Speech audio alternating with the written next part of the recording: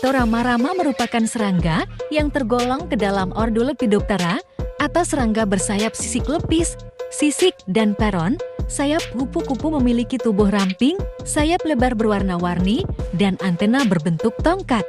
Secara sederhana, kupu-kupu dibedakan dari ngengat alias kupu-kupu malam berdasarkan waktu aktifnya dan ciri-ciri fisiknya. Kupu-kupu umumnya aktif waktu siang diurnal, sedangkan ngengat kebanyakan aktif waktu malam nokturnal. Kupu-kupu beristirahat atau hinggap dengan menegakkan sayapnya. Ngengat hinggap dengan membentangkan sayapnya. Kupu-kupu biasanya memiliki warna yang indah cemerlang, ngengat cenderung gelap, kusam, atau kelabu. Kupu-kupu dan ngengat amat banyak jenisnya. Di Pulau Jawa dan Pulau Bali saja tercatat lebih dari 600 spesies kupu-kupu. Jenis ngengatnya sejauh ini belum pernah dibuatkan daftar lengkapnya, akan tetapi diduga ada ratusan jenis. Kupu-kupu pun menjadi salah satu dari sedikit jenis serangga yang tidak berbahaya bagi manusia. Banyak yang percaya bahwa kupu-kupu memiliki umur yang sangat singkat. Sebenarnya, kupu-kupu dewasa mampu hidup selama seminggu maupun hampir setahun tergantung pada spesiesnya. Kebanyakan spesies melalui tingkat larva yang agak lama. Dan ada yang mampu menjadi dorman ketika dalam tingkat pupa atau telur agar dapat mengarungi musim dingin. Kupu-kupu bisa bertelur sekali atau banyak kali setiap tahun. Jumlah keturunan setahun berbeda pada pengaruh iklim, yang mana kupu-kupu yang tinggal di daerah tropis mampu bertelur lebih dari sekali dalam setahun. Telur kupu-kupu dilindungi oleh kulit berabung keras yang disebut korion, ditutupi dengan lapisan anti lilin yang melindungi telur dari terjemur sebelum larva sempat berkembang sepenuhnya. Setiap telur memiliki pori-pori berbentuk corong yang halus di satu ujungnya, yaitu mikrofil yang bertujuan memungkinkan masuknya sperma untuk bergabung dengan sel telur. Telur kupu-kupu dilekatkan pada daun dengan bahan perekat khusus yang cepat mengeras. Bila mengeras, bahan itu berkontraksi dan membengkokkan bentuk telur. Perekat ini mudah dilihat membentuk bahan meniskus yang mengelilingi tapak setiap telur. Perekat ini jugalah yang diproduksi oleh pupa untuk mengikat seta kremaster. Telur kupu-kupu selalu diletakkan pada tumbuhan. Setiap spesies kupu-kupu memiliki rentang tumbuhan perumah yang sendiri, baik yang hanya satu spesies maupun berbagai spesies. Tingkat telur dilalui selama beberapa minggu untuk kebanyakan kupu-kupu.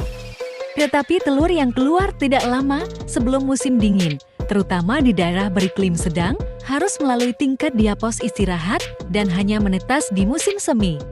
Banyak orang yang menyukai kupu-kupu yang indah, akan tetapi sebaliknya jarang orang yang tidak merasa jijik pada ulat. Padahal keduanya adalah makhluk yang sama, semua jenis kupu-kupu dan ngengat melalui tahap-tahap hidup sebagai telur, ulat, kepompong, dan akhirnya bermetamorfosis menjadi kupu-kupu atau ngengat. Kupu-kupu umumnya hidup dengan mengisap madu bunga nektar sari kembang. Akan tetapi beberapa jenisnya menyukai cairan yang diisap dari buah-buahan yang jatuh di tanah dan membusuk, daging bangkai, kotoran burung, dan tanah basah. Berbeda dengan kupu-kupu, ulat hidup terutama dengan memakan daun-daunan.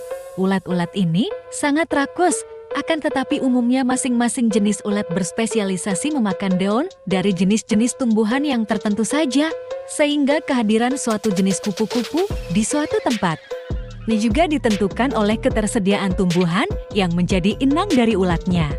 Kupu-kupu dan ngengat dikenal sebagai serangga penyerbuk tanaman yang membantu bunga-bunga berkembang menjadi buah, sehingga bagi petani dan orang pada umumnya, kupu-kupu ini sangat bermanfaat untuk membantu jalannya penyerbukan tanaman.